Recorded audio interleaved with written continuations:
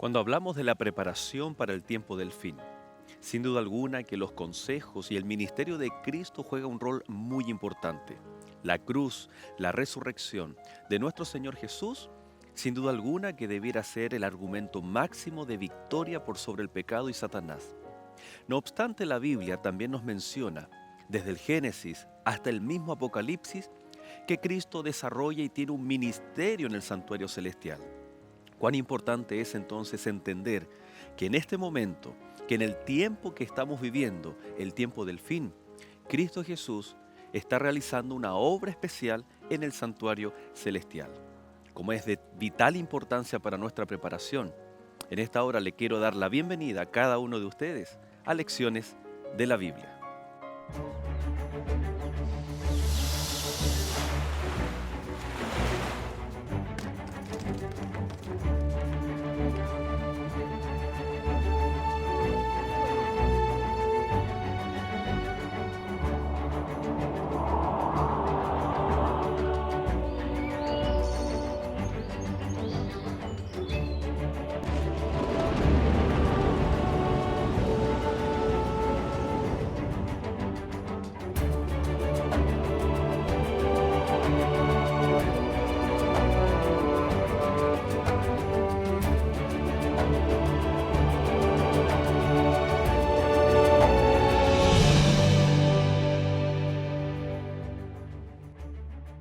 Dios también le exaltó hasta lo sumo y le dio un nombre que es sobre todo nombre, para que en el nombre de Jesús se doble toda rodilla de los que están en los cielos y en la tierra y debajo de la tierra. Filipenses capítulo 2 versos del 9 al 10.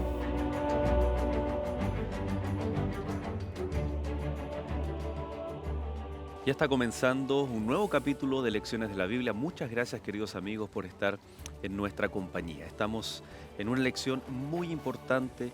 Queremos que usted pueda acompañarnos durante este programa. Recordarles también que toda esta temporada estamos estudiando acerca de la preparación para el tiempo del fin. Por lo tanto, si usted se está recién incorporando a Lecciones de la Biblia, invitarle a la plataforma de YouTube. Ahí usted puede encontrar todos los capítulos de esta y también de las temporadas pasadas. Hoy vamos a estudiar acerca de Cristo en el santuario celestial y para eso tenemos nuestros invitados. Tenemos al pastor Eleodoro Castillo que capítulo tras capítulo nos ha estado acompañando. Muchas gracias, pastor, nuevamente. No, yo estoy feliz en este entorno maravilloso, con linda gente y también con un tema que está edificando y profundizando mi experiencia con el Señor. Así es. Y por supuesto también, pastor Joel Leiva, muchas gracias por acompañarnos. Gracias a ustedes por considerarme y esperamos ser un aporte Bueno, pastor, en esta discusión. usted, para que nuestros amigos también le conozcan, profesor de la Facultad de Teología en el área de Biblia. Teología Bíblica. Nuevo Testamento. Así es.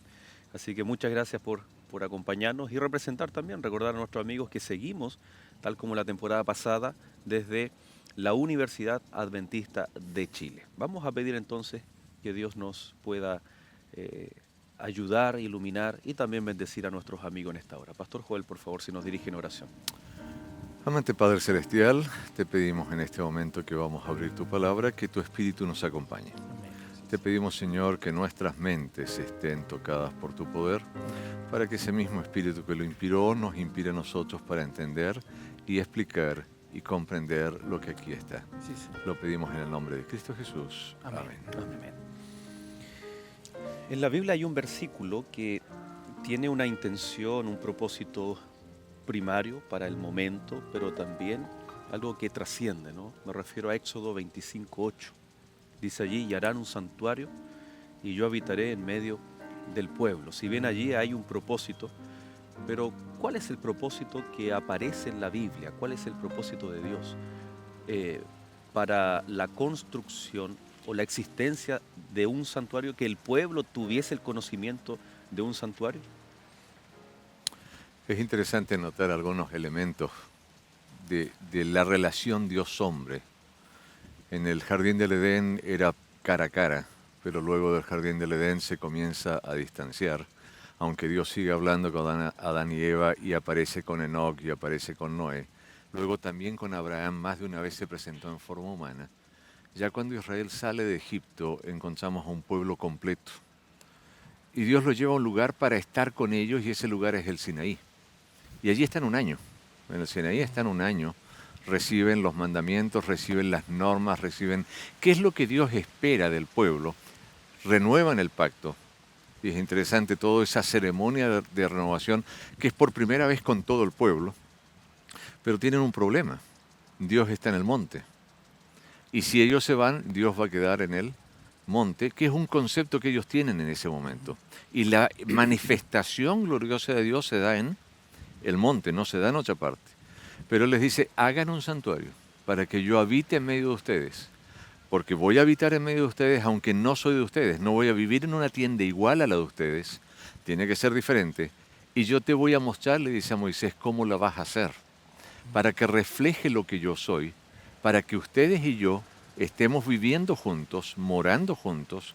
Para que vean mis estatutos, conozcan mis deseos y podamos tener un punto de encuentro. Este mismo concepto de estar con nosotros se ve también en el Evangelio, en Mateo, cuando el ángel le dice a María el nombre que debe ponerle y es Emmanuel, Dios con nosotros. El santuario también tenía ese propósito de la cercanía de Dios para con su pueblo, el habitar con su pueblo. Pero también mostraba algún otro elemento importante para el pueblo, ¿no? Había una serie de ceremonias que ejemplificaban, que en forma didáctica iban enseñando al pueblo de Israel el plan de la salvación, lo que Dios tenía para ellos. Era como enseñar, como se enseña en el jardín de infantes a los chicos con diferentes elementos. Al menos la idea siempre de Dios es impresionarnos para que nosotros entendamos el amor, el proceso de salvación, todo lo que Él desea para nosotros. Así yo entiendo los servicios que en el mismo santuario se realizaban.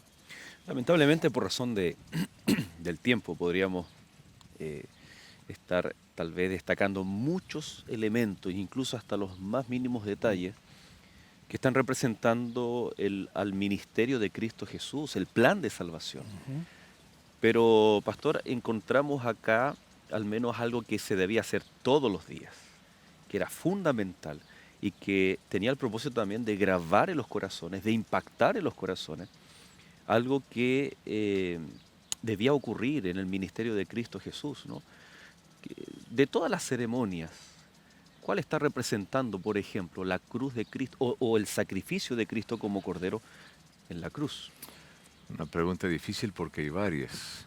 No obstante, me voy a referir a la que tú estás mencionando, que diariamente se celebraba el sacrificio que se llamaba el continuo, en hebreo tamid.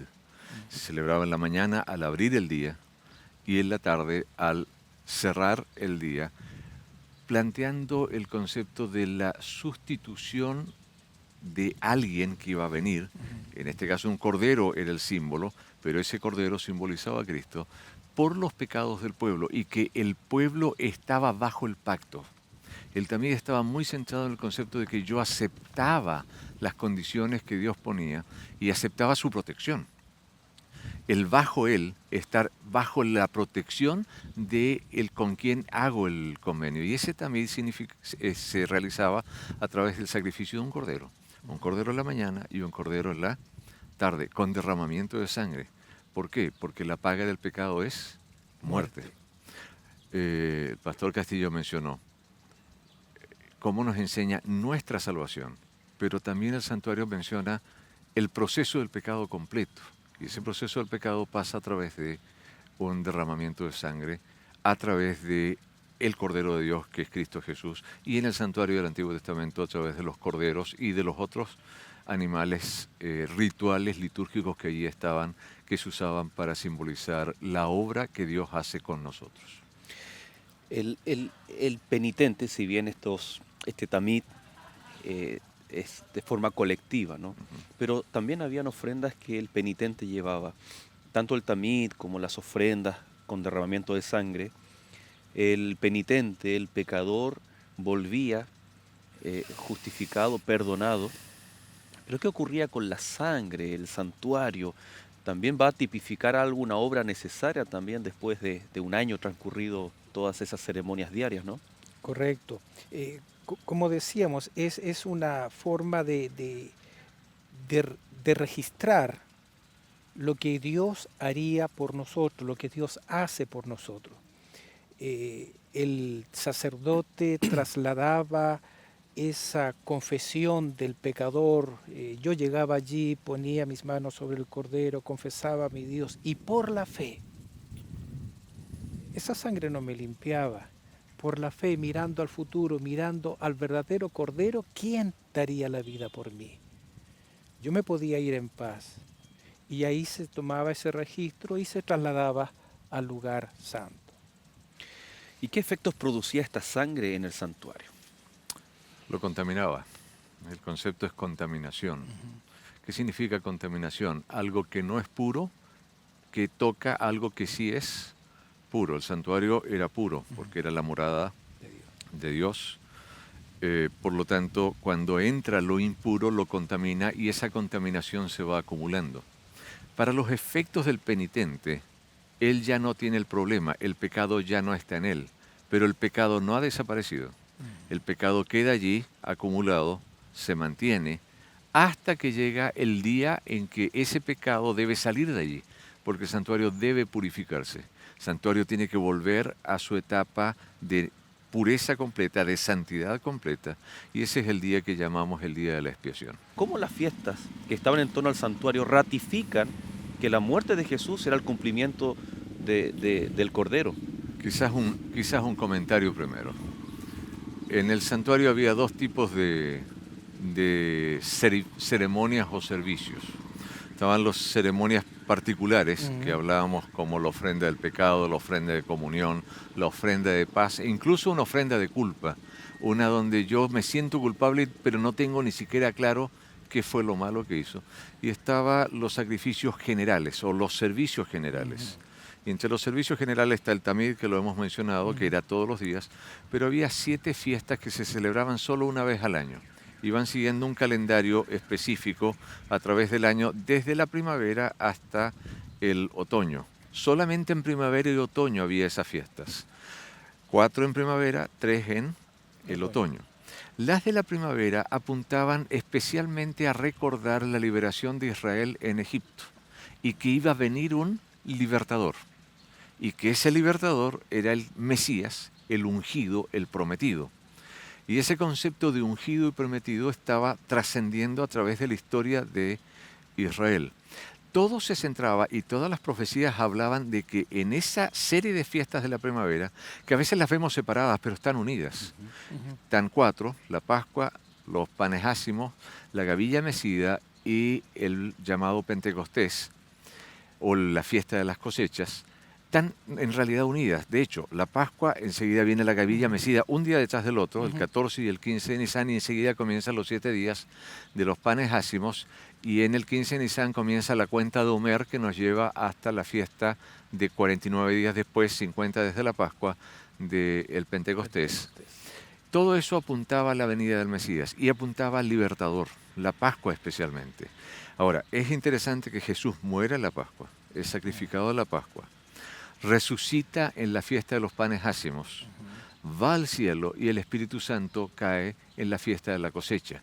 Todo unido, la fiesta de la cosecha, que es el Pentecostés, todo unido cumpliendo los tipos que tenía el santuario terrenal. Y aquí una nota académica. Todo lo que pasaba en el Antiguo Testamento representaba una realidad, pero era una sombra. Pablo usa esa figura. Es una sombra de la realidad. El sacerdote no era el que intercedía, el sacerdote representaba al verdadero intercesor. El cordero no era el que salvaba, representaba al cordero de Dios que va a quitar el pecado del mundo. Todo eso comienza a tener cumplimiento con la muerte y resurrección de nuestro Señor Jesucristo. Amén. Y avanza el calendario litúrgico hasta las fechas actuales, que estamos en el otoño, y se están cumpliendo las fiestas de otoño que van a cerrar ese año que representa la historia del santuario en el cielo para la resolución del conflicto y la resolución del problema del pecado. Ahora se mencionaba por qué se olvidaba, por qué no se dieron cuenta. Habiendo tantas manifestaciones interesantes, días antes de que Jesús muera, dentro de la misma semana, Dios habla en el mismo templo. Este es mi Hijo amado. En Juan capítulo 12 encontramos esa mención. Esa es la tercera vez que Y es la gloria al tercera Padre. vez que habla. Sí. Pero aún ahí dicen, no, un trueno, algo pasó. ¿Por qué? Porque preferimos las formas a una entrega de corazón. Es más fácil cumplir un requisito formal, hacer una penitencia o pagar algo, a hacer un cambio interno de corazón y buscar a Cristo de corazón. La Pascua buscaba eso, la ceremonia por el pecado buscaba eso, el Pentecostés buscaba unir ese yo moraré en medio de ustedes. Es lo que Dios estaba buscando y es lo que el pueblo rechazó. Bueno, la pregunta era, ¿no es cierto?, en base a que estamos buscando bíblicamente esta preparación para el tiempo del fin. Y siempre nosotros hablamos de repente de la cruz de Cristo, de la muerte de Cristo, del perdón de pecado, pero vemos que aquí hay una intención de Dios tremenda de no solo seguir formas, sino también de que haya una entrega genuina a Dios. Es parte fundamental de la preparación para el tiempo del fin. El llamado que Dios hace a la iglesia de la Odisea es similar. El problema de la Odisea, el problema de nosotros ahora es ese. Soy rico, me he enriquecido, de ninguna cosa tengo necesidad, tengo la verdad, conozco la Biblia, puedo interpretar y muchas otras cosas más. Y el Señor dice que somos pobres, ciegos, miserables, infelices, porque las formas nos llenan el alma. Así es. Bueno, estamos viendo cómo el Antiguo Testamento está mostrando a través del santuario la cruz de Cristo, la ofrenda de Cristo como Cordero. Pero ¿será que el santuario allí en el Antiguo Testamento nos muestra algo más de la persona y ministerio de Cristo, especialmente para nuestros días y nuestra preparación? Nosotros hacemos un alto, usted no se separe porque ya regresamos en Lecciones de la Biblia.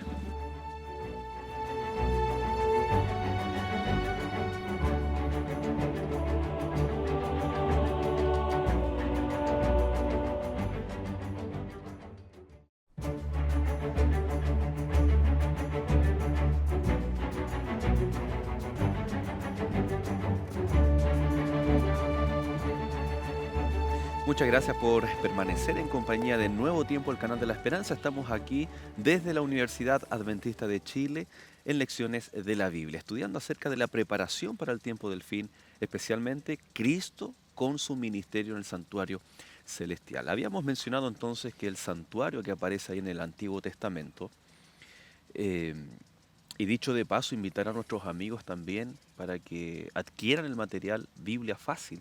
Ahí aparece estos textos ampliados también, son muchos, desde el Génesis hasta ahí Malaquías encontramos siempre alusiones al santuario, que estaban apuntando a Cristo Jesús como ofrenda, como Cordero. Pero nos muestra también el santuario a Cristo ejerciendo otros ministerios, otras funciones. Sí, nos muestra. De hecho, la mayoría de los símbolos y de los artefactos del santuario apuntan a Cristo, no solo Él. Algunos apuntan al Padre, otros apuntan al Espíritu Santo. Sí. Pero la mayoría apuntan a Cristo. Y especialmente el oficio que más apunta a Cristo, y que yo quiero resaltar en este momento, porque estamos hablando de la preparación para el tiempo del fin, es el rol de sacerdote. El sacerdote que tomaba el animal y lo sacrificaba, él seguía ministrando con esa sangre. Ya lo mencionó el pastor Castillo, la llevaba hacia adentro del santuario. Pero luego tenía que salir del santuario. Pero el sacerdote hacía otras cosas más. El sacerdote ofrecía incienso dentro del santuario.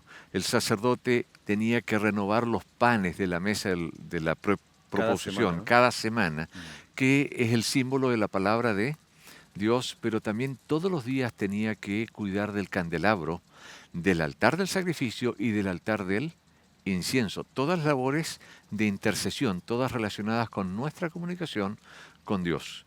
todo ese simbolismo también está representado hoy, no en símbolos, sino en realidad en el santuario celestial. Muchas veces, pastor, se dice que Cristo Jesús se corre el riesgo de enfatizar, eh, no estoy aquí bajando la importancia, sino un exacerbado énfasis solo en la cruz de Cristo. Y después de la resurrección, cuando el Señor asciende a los cielos, es como que se nos pierde, tal vez en el mundo cristiano se nos pierde Cristo Jesús. ¿Cuán relevante es este ministerio que comienza con después de la cruz, después de la resurrección? Precisamente Hebreos desde el mismo principio comienza a hablar de un Señor, de un Jesús resucitado, sentado al lado, a la diestra de Dios Padre, con un rol fundamental que es la intercesión. San Juan dice, hijitos míos, estas cosas os escribo para que no pequéis, pero si alguno hubiere pecado, abogado tenemos para con el Padre a Jesucristo el justo. Después que yo fui aceptado como hijo de Dios, porque la sangre de Cristo me limpia, yo sigo viviendo y aún tengo esta naturaleza pecaminosa. Como hemos hablado en algunas lecciones, ¿quién me librará de este cuerpo de muerte? Gracias doy por mi amado Señor Jesucristo. Y hay una serie de textos, pastor, siguiendo la línea que tenemos la realidad de Cristo intercediendo, nuestro abogado y todo. Hay una serie de textos, especialmente en el Nuevo Testamento. Me estoy acordando ya, el pastor cita Hebreos 1:3, sentado a la diestra de la majestad.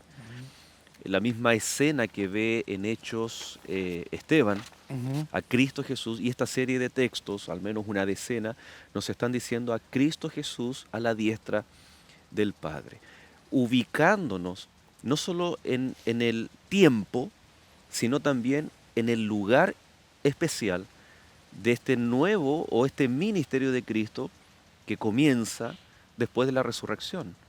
¿Cómo podemos entender esto de Cristo a la diestra? ¿Cómo esta figura nos habla de por sí de este ministerio de Jesús en nuestro favor? Voy a tomarlo desde más atrás. Cristo murió y murió en la cruz. La cruz está fuera de la carpa del santuario, del edificio, y estaría simbolizada por el altar del sacrificio que está en el atrio. Pero el servicio de Cristo no termina ahí. Él muere, como dijimos recién, Él entra. ¿A dónde entra? Entra frente al trono. Apocalipsis capítulo 5 dice que el Cordero se sienta en el trono con el Padre. Todavía es un poco más explícito. A veces pensamos en el trono como un sillón como este, individual. No, el trono es un concepto mucho más amplio. Y dice que se siente en el trono con el Padre. Por lo tanto, está con acceso directo al que decide vida y muerte, al que decide salvación y perdición eterna. Por lo tanto, está ministrando adentro. Y yo quiero ir a una imagen que también está en Apocalipsis, capítulo 1. A Cristo caminando entre los candeleros. Y en el versículo 13 hay una descripción fantástica de Jesús, impresionante. Y aquí voy a meter algo de griego, por una razón simple, porque si leemos Apocalipsis 1:13, dice que está vestido con ropas blancas que llegan hasta los pies, pero en realidad ropas blancas que llegan hasta los pies. Son 6 palabras en español para traducir una palabra en griego. Un manto, ¿no? Y la palabra en griego no tiene traducción en español, por eso el traductor describe. Pero es un nombre propio. Y el nombre propio es la ropa del sumo sacerdote. Por lo tanto, en Apocalipsis 1 se nos está presentando a Jesús como sumo sacerdote entre los 7 candelabros, y dice los 7 candelabros son las 7 iglesias, y nos presenta al Cristo cuidando a las 7 iglesias permanentemente. Por lo tanto, intercediendo, ministrando, llevando los casos nuestros delante del Padre a través de su ministerio durante todo este tiempo, desde que murió en la cruz hasta que esté por venir a buscarnos nuevamente en la segunda venida de Cristo. Ahí está enfatizando entonces que después del altar necesariamente hay un oficio, hay un ministerio en el lugar santo, a la espera de que venga este día del Yom Kippur, el día de la expiación, que ya vamos tal vez en el último bloque a dedicarnos a hablar también de esa segunda fase en el ministerio. Pero tal vez podemos tender a malinterpretar o confundirnos incluso cuando vamos a Hebreos capítulo 6, ahí en Hebreos capítulo 6, versos 19 y 20. Dice, está hablando el concepto de la esperanza, la cual tenemos como segura y firme ancla del alma, y que penetra hasta dentro del velo, donde Jesús entró por nosotros como precursor, hecho sumo sacerdote para siempre según el orden de Melquisedec. Entonces aquí no está diciendo que el Señor entró o traspasó el velo.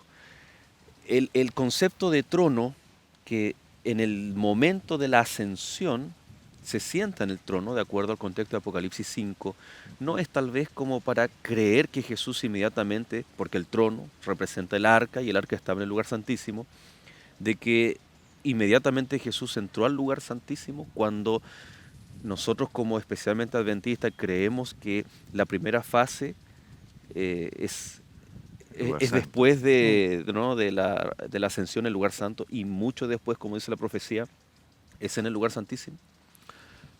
Todo sumo sacerdote, cuando era investido en esa función, entraba no como intercesor, no como en labor litúrgica por el pueblo, sino para su propia investidura en el templo. Y nosotros entendemos que esa primera entrada, esa aproximación, es para ser hallado digno de ser sumo sacerdote. Ahí está la esencia cuando Jesús le dice a María, no me toques que aún no he ido. Ahí está la esencia. Él todavía no ha sido acepto su sacrificio por él mismo. Voy a mencionar algo del lugar del día de la expiación, lo podemos desarrollar un poco más después. El día de la expiación, el sumo sacerdote entra 2 veces al lugar santísimo. Normalmente pensamos que solo entra una vez. Él entra 2 veces con sangre de 2 animales distintos. La primera vez entra por sí mismo. Y la realidad es que Cristo, cuando asciende, presenta su sangre primero para ser declarado digno, que recibiendo la dignidad él puede asumir la función sacerdotal. Apocalipsis 5 lo describe muy bien. El canto que se entona, ¿no? No Digno solo el canto, eres. antes del canto hay un desafío del Padre. ¿Quién es digno de abrir este libro? Tiene un libro en la mano con 7 sellos. Si no se halló nadie, hasta que Juan se pone a llorar. Y uno dice que le dice a Juan, no llores, porque aquí el león de la tribu de Judá, el león de Judá, la raíz de David, es digno. Y él se da vuelta, dice, a mirarlo, y cuando ve un cordero. Y luego viene el canto, porque digno eres de, y una cantidad de características, y entre esas de tomar el poder y la honra y la gloria y todas las demás características, y termina con un himno. El capítulo 4 y 5 es muy interesante porque hay 5 himnos en total, 2 para el Padre, 2 para el Cordero y 1 para ambos en conjunto, y comienza la labor intercesora de Cristo. Tal vez ahí está también destacado Éxodo 40, que menciona que no solamente lo que usted señala, ¿no? De esta inauguración o inicio de un oficio sumo sacerdotal, sino también es inaugurar El templo. el templo, ¿no? El templo no está funcionando en el Antiguo Testamento en el cielo. No puede. Y no puede porque no hay sangre. La sangre se derrama en la cruz. Por lo tanto, recién ahí comienza a funcionar el templo en el cielo. Ahí se inaugura, y ahí toda la fe que Hebreos desarrolla, toda la fe de estos que vivieron antes de la muerte de Cristo, comienza a ser recompensada porque sus casos comienzan a ser llevados ante el tribunal, no todavía para juzgar, sino para acumular, decir, estos son los que pidieron la sangre, estos son los que ofrecieron la sangre, estos son los que pidieron el sustituto por el pecado de ellos, y entonces comienza la labor sacerdotal en el lugar santo. Luego pasará al lugar santísimo, donde ya se comienzan a emitir los juicios sobre esos pecados confesados, esas vidas de confesión que se desarrollaron durante el periodo anterior. Mientras buscamos... En referencia a Hebreos, lo que enfatiza Pablo en Hebreos 6 no es el rol intercesor, sino la esperanza y la accesibilidad A través del Hijo tenemos acceso desde que Él ascendió al lugar santísimo. A través, no porque ministre allí, sino porque tiene llegada ya como sumo sacerdote, como digno de estar en ese lugar. Porque debe tener relación, ¿no? Ujú. Lo que habla Lucas, que cuando Cristo murió, junto con un terremoto, se rasgó el velo del templo, ¿no? El templo ahí en Jerusalén. Entonces ahí está haciendo alusión de que no necesariamente en el cielo hay un velo. Hay una historia más larga sobre el velo. No la vamos a ver quizás ahora, pero el velo tenía un propósito que Job lo explica un poco más, que lo entendemos más desde esa perspectiva. Pero hay una cosa muy maravillosa. Apocalipsis 12 nos dice que después de la muerte de Cristo, Satanás ya no puede entrar en el cielo. Ujú. Pero antes sí podía. Job dice que Sí. podía. Y ese velo está para que Satanás no pudiera ver el trono del Padre, donde él trabajó en alguna época. Ujú. Ahora, cuando él ya no puede entrar, y para mí esa es la mejor noticia de la cruz, porque ya no me puede ir a acusar, como acusaba a Job, ya no necesita el velo. Pero las funciones siguen estando. Lugar santo, lugar santísimo, desde el punto de vista funcional. Pero ya no necesita velo, porque ya no hay un pecador que entre allí. Y el único pecador que entraba ahí era Satanás representando esta tierra. Sí. Pero ahora tenemos un nuevo Adán, un nuevo representante. Por lo tanto, Jesús no solo es sacerdote, no solo es el Cordero, sino también es nuestro representante de esta tierra en el cielo. Él es el nuevo Señor de esta tierra. Él es quien nos gobierna y nos representa ante el trono celestial. Y por eso Jesús también dice en Juan capítulo 12, ¿no? Haciendo alusión a su muerte, ahora ha sido echado Echado fuera. fuera. Esta expulsión de Apocalipsis 12, de esa guerra que hubo, es echado fuera, ¿no? Pero hasta, como dice el pastor, hasta cierto punto, hasta cierto lugar él podía tener acceso, y con la muerte Ujú. de Cristo ya es echado fuera. Ahora, pastor, mientras tal vez buscamos Hebreos 7:25, Pastor Eleodoro, cuando nosotros hablamos acerca de Cristo y todo, muchas veces, qué interesante, cuando el santuario celestial no está en nuestra agenda diaria, porque eso es lo que el enemigo también quiere hacer, ¿no? Un Ujú. trabajo de que la obra y ministerio de Cristo en el santuario celestial. Y ahora podemos entender, ¿no? Cuando Hebreos dice, cuidado, no descuidemos esta salvación tan Tan grande. grande. ¿Cómo afecta el estudio, la vivencia de Cristo en el santuario celestial? Y por favor, si podemos leer ahí, si usted puede leer Hebreos 7:25. La palabra dice, por eso puede también salvar perpetuamente a los que por él se acercan a Dios, viviendo siempre para interceder por ellos. ¿Qué sentido le da este texto y también el ministerio de Cristo a nuestra preparación? Eh, Cuando yo tengo la imagen en mi mente, en mi sentir, en mi corazón, de que tengo un Dios vivo, que Jesús está intercediendo por mí y lo hace perpetuamente. Muchas veces nosotros necesitamos comunicarnos con un montón de autoridades o personas, no hay tiempo, venga la próxima semana, hacemos una llamada a través del celular y dice, espere un momento, y ponen una música. Qué maravilloso es saber que yo tengo acceso directo a través de mi Señor Jesucristo, que Él me atiende, como nosotros usamos 24/7. Él siempre está para interceder por mí. Las decisiones que tenemos que tomar aquí en la tierra, en la dimensión terrestre, y darnos cuenta que también Cristo en nuestros días tiene un ministerio especial en su favor y en mi favor. ¿Quiere usted descubrirlo? ¿Quiere saber de qué se trata? Bueno, hacemos un alto y usted permanezca en sintonía, que ya volvemos con lecciones de la Biblia.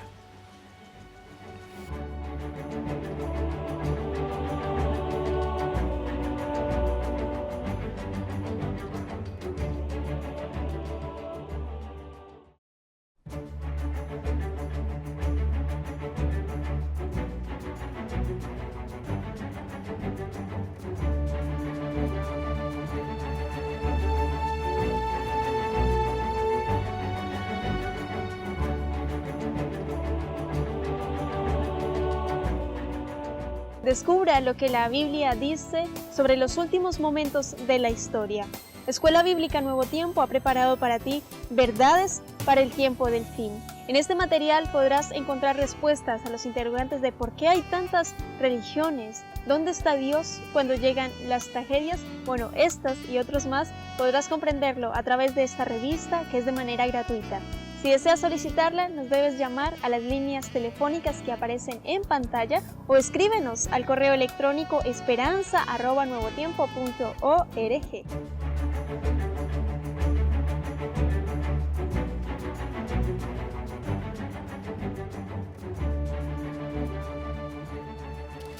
Y ya estamos de regreso, queridos amigos, y tenemos dos invitaciones para usted. Como le decíamos al iniciar el segundo bloque, Escuela Bíblica tiene los lindos materiales que usted acaba de ver. Llámenos por teléfono, mándenos un correo electrónico y directamente en la puerta de su casa, de forma gratuita, usted va a recibir estos lindos materiales que Nuevo Tiempo ha preparado con mucho cariño para usted. La segunda invitación, encuentraunaiglesia.org. Usted está viendo aquí la página web. Nosotros queremos conocerle. Queremos prepararnos juntos para el tiempo del fin. No solamente queremos que usted asista a una iglesia, mire, lecciones de la Biblia, cada sábado en la mañana se vive en vivo y en directo en cada iglesia adventista del séptimo día. ¿Quiere saber dónde está la más cercana de su casa? Accese ahí al sitio web www.encuentraunaiglesia.org. Y esta semana, este sábado en la mañana, vamos a estar estudiando de la maravillosa persona de Cristo Jesús y también de su obra en el Santuario Celestial. Si usted quiere saber más, le invito a encuentraunaiglesia.org. La verdad, porque el tiempo se nos hace bastante corto y esta temática es crucial para el tiempo que estamos viviendo. Habíamos dicho, y tal vez volvernos al santuario terrenal, el día de la expiación. ¿Qué englobaba ese día? Se le llama el día del perdón, el día de la salvación, el día de gozo, pero también es el día de ser cortados algunos, ¿no? ¿Cuál es la esencia del día de la expiación? Definir quién queda en el pacto y quién no quiere permanecer en el pacto. Si yo no quiero permanecer en el pacto, tengo que irme del pueblo, porque el pueblo es un pueblo del pacto. ¿Cómo yo salgo del pueblo? ¿Cómo yo salgo del pacto? Si no reconozco pecado y no he llevado ofrenda de pecado, entonces voy a ser cortado del pueblo porque no acepto el pacto. Parece un trabalengua, pero no lo es. En realidad el pacto parte con una premisa. Ustedes solos no pueden, necesitan de Dios para vivir y para triunfar. Pero si yo no lo acepto, si yo no quiero reconocer que necesito ayuda, entonces no puedo recibir ayuda, porque yo la estoy rechazando. Hace muchos años participé en un curso de salvataje en el mar. Y una de las cosas que nos decía el instructor era, nunca trates de salvar a aquel que no se quiere salvar, aquel que no se da cuenta que se está ahogando, porque va a tratar de ayudar y te va a matar. Te puede matar a ti y se va a matar él. ¿Qué hace Cristo con aquel que no se considera pecador? De hecho, Cristo murió por todos, pero si yo me considero bueno, si yo me considero santo, si yo me considero perfecto, ¿me sirve el sacrificio de Cristo? No. Solo sirve para aquel que se reconoce deficiente, que se reconoce imperfecto, que se reconoce incapaz. Y esa incapacidad es la oportunidad divina para darme la capacidad. Bueno, en el día de la expiación se definía quiénes quedaban en el pacto y quiénes no quedaban, pero eso implicaba el sacar todos los pecados del templo. Todo lo que se había acumulado durante el año era sacado para tener un pueblo perfecto que se presentase ante su Dios para renovar ese pacto y tener un año más de comunión con Él. Y habían dos machos cabríos, ¿no? En donde uno era sacrificado, pero no se le imponían las manos, no había transferencia de pecado, sino que con esa sangre se hacía la purificación del santuario y también por ende el pueblo.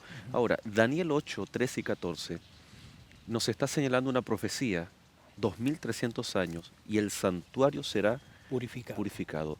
¿Qué fecha, qué evento histórico nos está señalando? Y lo que ocurre aquí en esta tierra también repercute y tiene que ver con lo que ocurre en el cielo, ¿no? La fecha tal vez nos apunta a la tierra y el evento también está haciendo alusión a algo en el cielo. Esta fechas concluye el 22 de octubre de 1844, que para un gran reavivamiento con el pueblo milerita significó lo que se llamó el Gran Chasco, porque ellos se equivocaron evento. Creían que el santuario era la tierra y que Jesús vendría a purificar la tierra. Erraron porque el santuario, como lo describe maravillosamente el libro de Hebreos, es el santuario celestial que está en el cielo, no hecho con manos humanas, sino que el arquitecto, el hacedor es Dios mismo. ¿Cómo se contamina el santuario celestial si ya dijimos que era un lugar, que es un lugar puro? Con nosotros. Se contamina con nuestros pecados. Pero gloria a Dios que lo podemos contaminar, porque son esos pecados los que son perdonados, los pecados que llevamos al santuario. ¿Cómo? A través de la confesión, de la oración, del bautismo, de la Santa Cena, de la Eucaristía, de la extrema unción o del ungimiento por los enfermos, donde hacemos confesión de pecados, pero diariamente lo puedo hacer a través de mi oración, de mi culto personal. Pero eso solo lo confieso cuando acepto que necesito la sangre. Cuando acepto que yo no soy capaz solo, entonces voy y le digo, Señor, aquí estoy, pecador, tal cual soy, vengo a ti y toma mi pecado. Cristo toma mi pecado, lo pone en el santuario, pero luego presenta su sangre en vez de mi pecado. Pero ahí se está acumulando. Yo quedo libre, soy perdonado. Cuando somos bautizados, cuando usted es bautizado, sus pecados hasta ese momento se van al santuario y usted queda libre. Amén. Y de ahí en adelante comienza una relación con Cristo. Pero ese pecado queda allá y todavía está allá hasta que sea sacado con la sangre de Cristo desde el templo y sea llevado afuera y se termine esa fase del santuario en el día de la expiación. El día comenzó en 1844, pero aún no ha terminado. Todavía quedan cosas que se deben realizar. ¿Cómo junto, en mi experiencia cristiana, dos textos que uno dice en Hebreos 4:16 o del 14, ¿no? Al tomar, acerquémonos pues confiadamente al trono. Trono de la gracia. Pero por otro lado, Daniel 7:10 dice que los libros fueron abiertos, ¿no? Y esos libros tienen ahí Solo registro. los registros de nuestros pecados. Cuando de repente nos dicen, sabes, tu vida va a estar expuesta, ¿cómo yo puedo confiar en este juicio? Lo maravilloso es que quien está desempeñando la labor de juez es Dios el Padre, pero su Hijo está desempeñando esa labor maravillosa, primero la víctima, el que entregó su vida por mí. Su acto maravilloso de morir por mí, su sangre derramada, me limpia de pecado, y cuando entra delante de la presencia del Padre, intercedes por mí. Jesús, Dios el Padre, en vez de ver este pobre pecador, ve a Cristo y su justicia me es imputada a mí. Y Él actúa como mediador, como abogado. Hijitos míos, estas cosas os escribo para que no pequéis. Y si alguno hubiere pecado, ¿quién no ha pecado? Abogado tenemos con el Padre, a Jesucristo el justo. Pastor, ¿cómo podemos entender también parte o el ministerio de Cristo a la luz de Apocalipsis 8, que menciona allí un ángel con un incensario añadiéndole a las oraciones de los santos? ¿Qué faceta vemos ahí del ministerio de Cristo en el contexto de la preparación, nuestra preparación para el tiempo del fin? Dice que llena el incensario, le echa más incienso y lo lanza hacia la tierra, y es la abundancia de la intercesión. La gran abundancia de la obra del Espíritu Santo para nosotros, especialmente hacia el tiempo del fin, cuando se comienzan a cumplir sus juicios. Hay varias imágenes de paso que aparecen allí. En el capítulo 5 ya lo mencionamos, el Cordero Digno. Acá es el altar del incienso y el incienso, dice, son las oraciones de Los los justos. santos, de los justos. Por lo tanto, a mayor incienso quiere decir que hay mayor intercesión que se está realizando. Y más adelante sí ya comienzan las figuras de un Cristo más de juez, más cortando, pero hay un elemento interesante. Se mencionaron los libros. Daniel vio libros. Ujú. Juan también vio libros, pero vio uno en particular que también se abre, que es el libro de la vida del Cordero. El del Cordero. Y ese libro de la vida del Cordero es bueno estar ahí, porque todos los que estén en ese libro de la vida del Cordero son los que no van a sufrir la muerte segunda, son los que van a ser salvos, son los que van a ser hallados justos. Por lo tanto, además del libro de los hechos y las memorias, está el otro. Y lo que hace Jesús realmente durante el juicio es, aquí están las memorias, aquí están el libro de la vida del Cordero. Si está acá, se borra de acá. Si está acá y acá no está, entonces sigue la memoria allí y va a tener que pagar por su pecado. ¿Hasta cuándo dura la intercesión de Cristo? Solo Dios sabe. Sí. Pero dura hasta que Él salga del lugar santísimo. Apocalipsis 15 dice que el templo se llenó de humo. Y dice que hay 7 ángeles. Y desde el templo sacan 7 copas. Y esas copas son llenadas de la ira De Dios. de Dios. Y justo está después de que narra la segunda venida de Cristo y también después de que narra el mensaje de los 3 ángeles. Es decir, se va a dar la última profecía, la última predicación y proclamación y se va a cerrar. ¿Cuándo? Cuando ya nadie más tenga intenciones de arrepentirse. Esas 7 copas que salen del templo, que son las 7 plagas, se narran en el Apocalipsis 16 y 3 veces se dice que blasfeman y 2 veces se dice y no se arrepintieron de sus pecados. Es decir, no importa lo que Dios haga, hay gente que ya decidió no arrepentirse. El problema grave es este. Si yo soy uno de esas personas que dice, no, yo no te acepto, yo quiero ser yo me quiero defender solo, entonces vas a estar en las 7 plagas recibiendo la ira del Cordero. Allí todavía estamos en el día de la expiación. Y es interesante esto, cuando el sumo sacerdote salía del lugar santísimo, salía con sangre y salía al altar del sacrificio.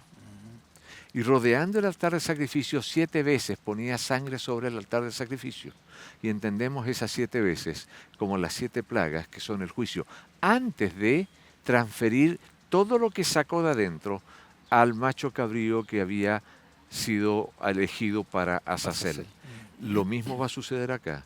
Antes de que el macho cabrío antitípico, que es el dragón, reciba esos pecados y sea enviado al lugar no habitado, al abismo, como dice Apocalipsis 20, se van a caer las 7 plagas que tienen que ver con aquellos que rechazaron el sacrificio del altar. Los que rechazaron al Cordero, los que rechazaron el sacrificio, recibirán la ira. ¿Por qué? Porque en su actuar no solo ofendieron a Dios, sino que persiguieron, maltrataron, asesinaron y destruyeron a los que sí habían aceptado al Cordero, por lo tanto deben recibir su pago. De hecho, en el 5.º sello, en Apocalipsis 6, ellos claman, ¿cuándo llega la venganza? Dice, todavía no. Pero en el 11 y 18 dice, ahora llegó el tiempo, ahora llegó el juicio, y ahora viene a dar la recompensa a tus siervos los profetas, a los santos, a los grandes y pequeños, los que creen en tu palabra. Ahora fue mencionado a Satanás. Sabemos que no tiene parte en el proceso de purificación, pero ¿por qué Azazel entonces carga esos pecados y los lleva al desierto? Porque Él instó esos pecados, es el autor intelectual de esos pecados, pero no es parte de la expiación. La expiación se termina en el altar. Quien lo saca del santuario no es un sacerdote, es una persona elegida de entre el pueblo. No es parte del rito litúrgico. Se cierra en el altar, se acaba todo. Y Él carga la culpa porque instó, creó, instigó, tentó y nosotros pecamos por la acción que Él realizó. Aún así, yo decidí pecar, pero Él puso los elementos para que yo tomara esa decisión. Pero tengo la posibilidad que con el poder de Cristo resistirme a la tentación, porque el Espíritu Santo va a estar con nosotros y nos va a permitir aquello. Muchas gracias, pastor. Hemos, en pocos minutos, se nos hacen pocos los minutos, la verdad, de algo tan trascendental para nuestra preparación, para erradicar la autosuficiencia, el temor, por otra parte, de los eventos finales y de hacer vivos las palabras de muchos textos de Hebreos, las promesas y tal vez, Pastor Eleodoro, ya en los minutos que quedan, hacer una invitación a nuestros amigos, ¿no? Dice allí Hebreos capítulo 12, puestos los ojos en Jesús, el autor y consumador de nuestra fe, de nuestra experiencia, en nuestra vida, en esta tierra. Pero cuán diferente sería si estamos conscientes, si vivimos sabiendo de que tenemos un sumo sacerdote que intercede por nosotros y que además muy pronto vendrá a buscarnos, ¿no? Amén. El texto precisamente dice así: puestos los ojos en Jesús, el autor y consumador de la fe. Y esta parte yo glorifico al Señor, el cual por el gozo puesto delante de él sufrió la cruz, menospreciando el oprobio, y se sentó a la diestra del trono de Dios. El cual por el gozo puesto delante de él sufrió la cruz. ¿Cuál era el gozo de Jesús? Restaurar, redimir, salvar al hombre pecador. Y apreciado amigo, apreciada amiga, qué maravilloso que nosotros somos causa de gozo para Dios. Él quiere tu salvación, quiere mi salvación. Él quiere que lo miremos en toda su hermosura, en todo su inmensurable amor, incomprensible amor. Él, el Dios eterno, encarnándose, siendo obediente hasta la muerte y muerte de cruz, y Él apenas espera de que usted lo acepte como su Salvador. Por eso yo le quiero animar en el nombre del Señor, que lo reconozca en este momento una vez más, y gozo va a haber en el cielo, se van a unir los ángeles, porque nosotros nos estamos arrepintiendo y nos estamos entregando en sus brazos de amor. Esto merece nuestra alabanza y yo le quiero invitar a adorar a Dios en este momento por medio de la oración. Amante Padre que estás en los cielos, te glorificamos, Señor, por esta maravillosa lección. Cómo a través del santuario, su servicio, el ministerio de nuestro Señor Jesucristo, el sacrificio de nuestro Señor Jesucristo, la intercesión, el Señor Jesús como sumo sacerdote, todo está dado para que seamos salvos. ¿Cómo vamos a descuidar esta salvación tan grande? A través de tu Espíritu, Señor, ilumina nuestra mente, enternece nuestros corazones, para que viendo esto maravilloso, solamente tengamos gratitud, nos arrepintamos y permanezcamos con nuestros ojos puestos en Jesús, el autor y consumador de la fe. Para Él sea la honra y la gloria, en el nombre de nuestro Salvador. Amén. Pastor Eleodoro, muchas gracias. Nosotros nos vemos en el siguiente capítulo. Pastor Joel Leiva, muchas gracias por acompañarnos. Extiendo un saludo a su familia, a la Facultad de Teología. Que Dios les bendiga grandemente. Gracias a ustedes. Y queridos amigos, muchas gracias por habernos acompañado en este capítulo. Les recordamos que Lecciones de la Biblia continúa con la temática preparación para el tiempo del fin. Haga de Cristo Jesús su sumo sacerdote, su intercesor y aquel Salvador en la cruz, pero que está ejerciendo un ministerio especial por cada uno de nosotros en el día de hoy. Que Dios te bendiga y será hasta un nuevo capítulo aquí en Lecciones de la Biblia.